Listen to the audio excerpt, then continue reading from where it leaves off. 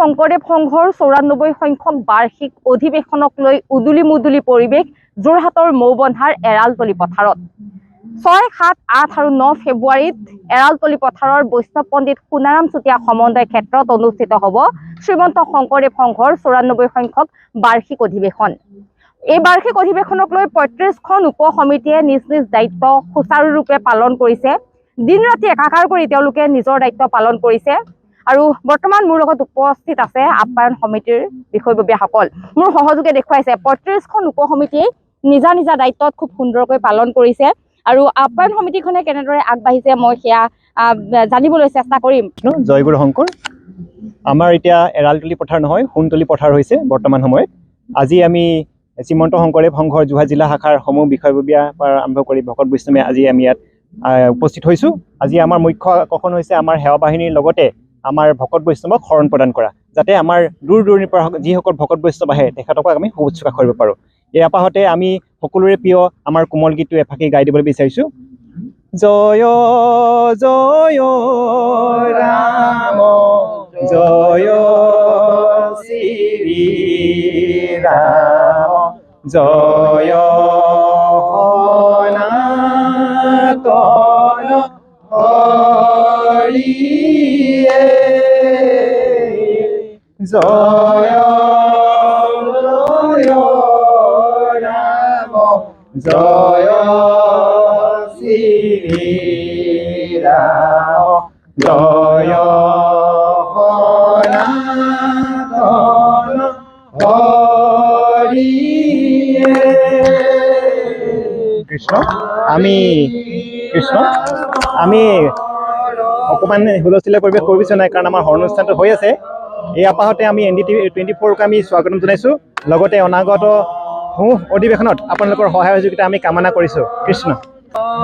জয় ৰাম জয় শ্ৰী ৰাম জয় সনাতন হৰিয়ে শ্ৰীমন্ত শংকৰে পাৰ ভাঙি দিলে বহে ব্ৰহ্মাণ্ডক ভেদিয়ে।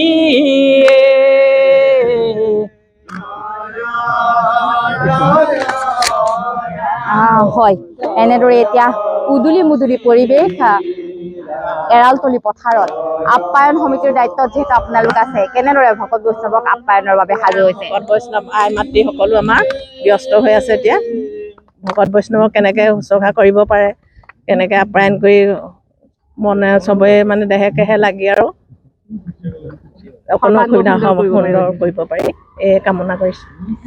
কৃষ্ণ। জয়গুৰু শংকৰ। আমাৰ আপ্যায়ন কমিটিৰ সকলো আইসকলে আমাৰ ভকত বৈষ্ণৱক আদৰিবৰ কাৰণে সকলো প্ৰস্তুত হৈ আছে। সকলো জিলাৰ সকলো প্ৰাথমিকৰ পৰা আঞ্চলিকৰ পৰা আমাৰ আইবাপ সমস্তক আদৰিবৰ কাৰণে আপ্যায়ন কৰিবৰ কাৰণে পকা মিঠৈ পিঠা তেনেকৈ সকলো প্ৰাথমিকৰ পৰা আহি আছে। সেই অন্যই আমি ভকত বৈষ্ণৱক আদৰিবলৈ আপ্যায়ন কৰিবৰ কাৰণে সাজু হৈছোঁ। সকলো আইবাপ সমস্ত আহক, আমাৰ অনুষ্ঠান ভাগ উপভোগ কৰক। আমাৰ এয়া দ্বিতীয় বৈকুণ্ঠপুৰীলৈ পৰিণত হৈছে। আমি বহুত আনন্দিত। আমি নিজৰ জেগাত নিজৰ ঘৰত এটা অনুষ্ঠান পতাৰ দৰে আমি আইবাপ সমস্তক আদৰিবলৈ পাই বহুত সুখী হৈছোঁ, বহুত আনন্দ হৈছোঁ। সংঘৰ উত্তৰ পূব ভাৰতৰ একমাত্ৰ ধৰ্মীয় অনুষ্ঠান শ্ৰীমন্ত শংকৰদেৱ সংঘৰ। শ্ৰীমন্ত শংকৰদেৱ সংঘৰ এইবাৰ 94 সংখ্যক বাৰ্ষিক অধিৱেশন ভাগি মৌবন্ধা এৰালতলী পথাৰত সোণাৰাম চুতীয়া বাপৰ নামেৰে ক্ষেত্ৰ নামেৰে পৰিচিত হৈছে। এই অনুষ্ঠানটোত আমি শ্ৰীমন্ত শংকৰদেৱ সংঘৰ যি নীতি আদৰ্শ আৰু শ্ৰীমন্ত শংকৰদেৱৰ সাংস্কৃতিক যি অনুষ্ঠান, তাত আমাৰ 9খন অংকীয়া ভাওনা হ'ব। আৰু তাৰে প্ৰথম উদ্বোধনী নাটখন আমাৰ পশ্চিম যোৰহাট আঞ্চলিকৰ অধীনত থকা শংকৰী সংগীত বিদ্যালয় ছাত্ৰ ছাত্ৰীসকলে পিম্পৰা গুচোৱা আৰু অৰ্জুন ভজন নাট দুখন অভিনয় কৰিব। আমি এই সভাতে সমস্তজনক 6 তাৰিখে 6 বজাত আমাৰ নাটগৃহ উদ্বোধন হ'ব। তাৰপিছতে আমাৰ 9খন ভাওনা একেৰাহে 6, 7, 8 তাৰিখে 9খন ভাওনা অংকীয়া নাট হ'ব। সমস্তজনক আমি সেৱা ধৰিছোঁ। সমস্তজনে আমাৰ এই অংকীয়া নাটখিনি চাবৰ বাবে আমি পৰৱৰ্তী সেৱা জনাইছোঁ। কৃষ্ণ জয় গুৰু শংকৰ।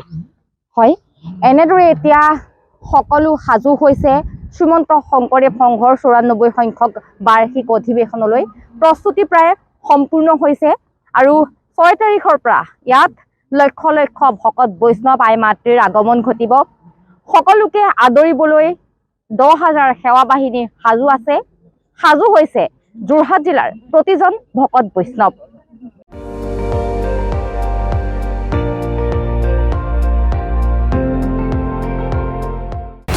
আপুনি চাই আছে ND24, সৰ্বশ্ৰেষ্ঠ নহয় সৰ্বোত্তমৰ দৌৰত।